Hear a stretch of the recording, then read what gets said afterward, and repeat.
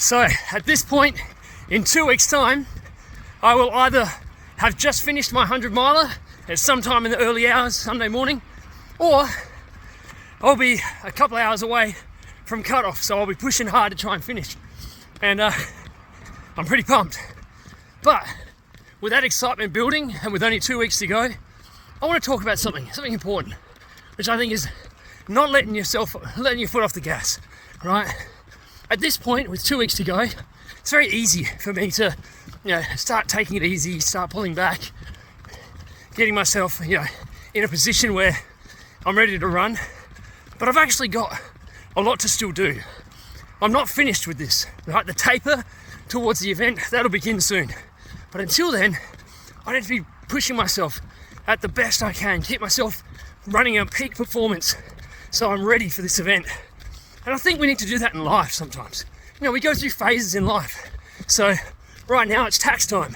In my workplace, we're hectic. It's one of the peak times a year for how busy we get.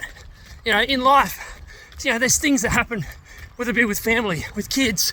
There's moments in time where you need to perform at your very best. You need to be top tier, right? But that's also when the mind starts to play games. That's when, we start to find ways to make excuses or to pull back. Sometimes we feel like, maybe I feel like I need to rest now because I'm tired. But if you just push that a little bit more, you'll be ready when it is time to rest. In a week's time, I'll start tapering.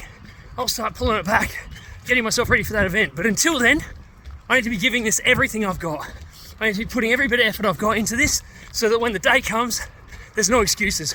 I've done everything I can, and hopefully I'll be resting up at this point instead of still running because I had the performance I'm expecting. Anyway, have a great day. Make sure you keep that in mind. Make the most of your time, and make sure you're ready to rest when it's time to rest. I'll see you tomorrow. Let's be better.